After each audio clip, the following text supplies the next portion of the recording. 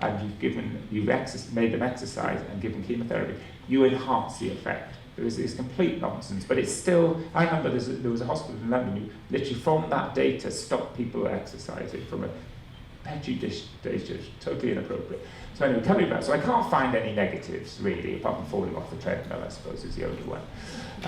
So we're happy to, we've got the green light to go ahead with them. This study is now starting, it's starting in 2 weeks' time in the UK. So we're randomizing 200 people which are about to develop arthritis from the treatments we're going to give them, and we're going to give them a polyphenol-rich food supplement, and we're going to measure arthralgia scores, exercise levels. We're going to do exercise tests on them, so they'll have to do a fitness test at 6 months, which is a 6-minute walking test, and measure quality of life. And because we've had a few reports about hot flushes, we're going to ask about hot flushes while we can to see if there's any truth in that, and look at other parameters like breast pain. Just finally, so that's an exciting study. That's going to be a 3-year study, so I'll come back in 3 years' time and tell you the results if you want. The polyphenols could also be used for other things. We talk about taking them orally. This is a side effect of chemotherapy called oncholysis, where the nails fall off in 40% of women. It's hardly been researched at all, and it really affects women. So we thought, well, actually, maybe if you put a polyphenol rich on your nail beds, these substances have antibacterial, antimicrobial properties. They're moisturizing, so they stop the nail splitting. But they actually might act as a local antidote. So we decided to do just a simple study. We randomized a petroleum balm against a balm which had lots of, we used African essential oils, so rare like leleshwa, eucalyptus and things like that. And it was an easy study to do. We had 30 patients in each arm, and the group who had the petroleum had the expected level of toxicity, and we virtually eliminated nail damage in that group. So it's a simple treatment, patients can apply themselves, and we're presenting that in ASCO in 2 weeks' time in Chicago. Didn't get a talk this time, unfortunately, it's just a poster. So just finishing, how does this, I always like stories about patients, so that's the science, this is some more stories. This is some patients who've come to me for lifestyle advice and mainstream oncology advice, and let's see what happens. So this is a guy who had metastatic prostate cancer, who, it was in 2008, he'd had chemotherapy, radiotherapy twice, he's had all the hormones, he developed abdominal lymph nodes, and his wife, we said, look, you need to go into a clinical trial of abiraterone. You heard about abiraterone? It's now a mainstream treatment, but in those days we were thinking of giving it to him. His wife started making broccoli soup every morning. His node, a year later, got smaller. His PSA dropped to 0.2, just with broccoli soup, which is bizarre. He later started taking polyphenol, so sorry, I can't claim that it was that, but they added it in. 2015, his node had disappeared, his PSA. 6 months ago, his PSA started climbing, because I thought maybe he got the diagnosis wrong. No, but he's actually developed bony metastasis now, and he's now gone on to abiraterone, which we were thinking there. So he's managed to go 7 years just with lifestyle intervention, with metastatic cancer, no change in the medical treatment, and now we're giving him medical treatments. And he's actually not doing so well now. He's on the abiraterone, he's actually having more chemo, so I suspect he's going to run into problems. But nevertheless, he's had 7 years good quality of life. This is a person with bowel cancer who came to me for palliative chemotherapy. So the surgeon couldn't remove her metastases, which we sometimes do with bowel cancer now. You can resect the metastases and you can sometimes cure them. She was asymptomatic, and so she had no symptoms for this, but she was incurable. So we said, look, we can give you chemo now, but all that will do was give you toxicities. Let's just keep an eye on it. If it starts growing fast, we'll come in with chemo. And she stopped all sugar, she stopped all processed meat, she reduced her carcinogen intake, she joined a gym 3 times a week. She did start taking lots of polyphenols with shakes and smoothies and supplements. 2 years later, tumour smaller, she's leading a good life. We've still got chemotherapy on the shelf to give her. There's another story. This one had markers of bowel cancer, CEA. He did exactly the same thing. He did a nutritional test. He found he was deficient in some minerals and vitamins. He was vitamin D deficient, so he took some vitamin D. He took some polyphenol supplements. He cut out all sugar completely. And again, the same thing is, can anyone see the parotid nodes there? This is the paraortic there is smaller markers 2 years later. He will have chemotherapy, he will progress, but come on, you've had 2 years quality of life. And I was interviewed on the radio recently and someone said, yeah, you're talking about people with small volume metastatic disease, it's easy to treat those. This was a lady with brain metastases from breast cancer. She wasn't very healthy, she was really thin, she smoked heavily, and she'd had a relapse about 6 to 8 months before in her pleura, and we changed her to aromatase inhibitors and said, we'll see how she goes. And she came back, she'd had a fit, and we did a CT scan, and it showed this. But she recovered from the fit, and she was quite well. So I said, look, we need to irradiate your head, and we need to give you chemotherapy, because the hormones have stopped working. And she said, no, I don't really want that. I feel quite well now, actually. I'm on anticonvulsants, so she's probably... So I'm going to change my lifestyle. So she actually, fair play to her, she dramatically changed her life. So she stopped smoking immediately, she started exercising. And probably people who had a bad lifestyle get more benefit from changing. And it's quite incredible. This was actually 2 years now. The metastases are smaller.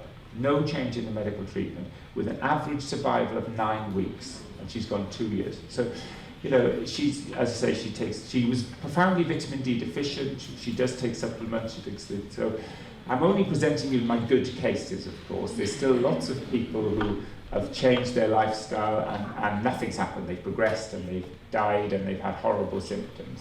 So this is only a small proportion of my practice, but it's not insignificant. You know, I would say if someone is willing to dramatically change their lifestyle after cancer, you do see significant benefits in terms of cancer progression and how they feel. These people feel good. They don't feel good on chemotherapy, that's for sure. So that's the end of the talk. So if you want to follow us on, we do a Twitter every day or so. We try to do this blog. If you click on CancerNet and press on the B, you get a blog. So you know, I'd love to follow you.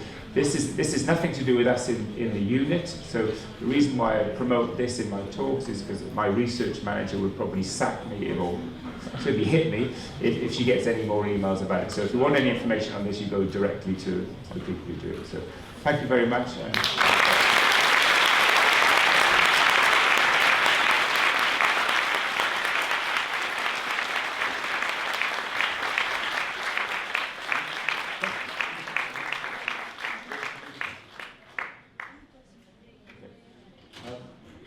And that was a long talk, as long as I've ever given, so you must be tired. So, any burning questions, or do you want to go off with coffee? Or?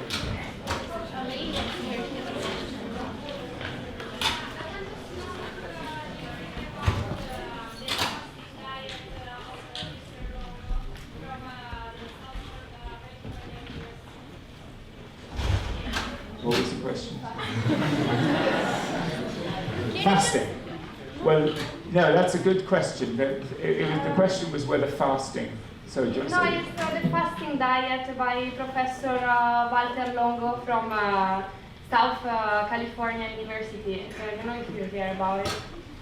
Yeah, well, there's a number of studies looking at fasting. There's some before chemotherapy showing it might enhance the effect of chemotherapy. Some laboratory data to show it might do.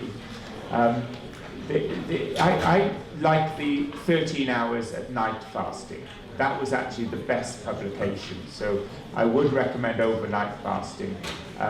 It's not very practical for most patients, but yes, there are benefits. We know that rats, if you fast them with an implanted tumour, the tumour grows slower. So, but it's not a practical thing for most people. So the thing to aim for is overnight, not eating.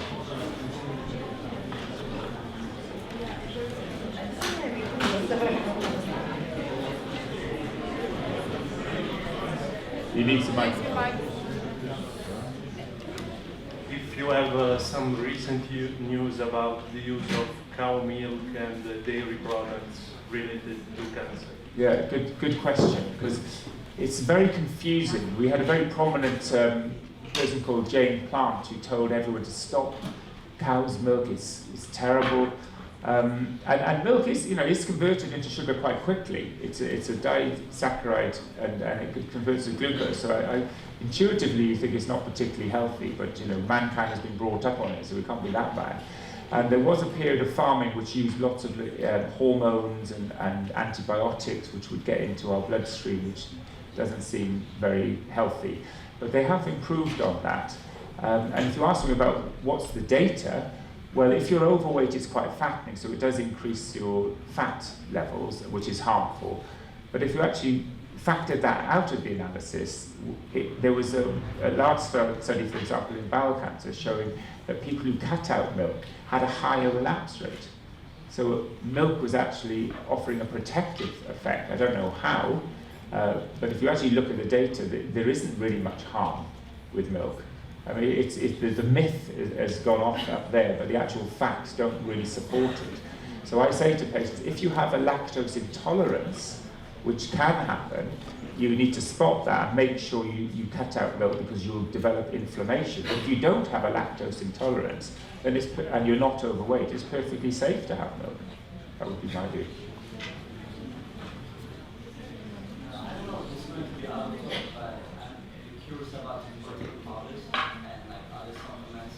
I know you have mentioned that you were not so interested in bodybuilding. Yeah. But it's super rumors going on and legends, like, I don't know, I just wanted to ask. Yeah, I mean, certainly in that conference there were about 100 stands with protein supplements. Yeah. And the company, I know a little bit about it because that company, Helsinn, recently sent me some amino acid supplements to say, would this be useful for patients? Now, of course, if you've got cachexia, or if you're off your food, if you're losing weight, clearly it's beneficial to have a low albumin.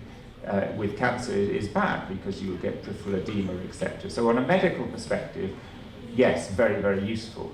In our sort of, in a healthy population, well, there was a study looking at women with breast cancer who had a low protein intake, and they actually had a high relapse rate. So there is some data to say you should keep your protein intake up.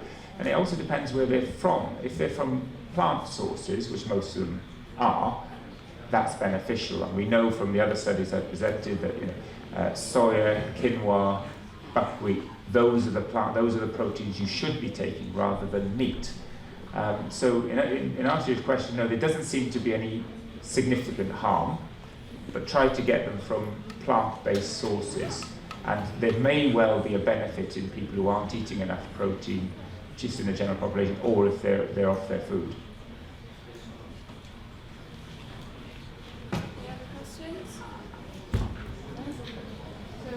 Thank you again very much.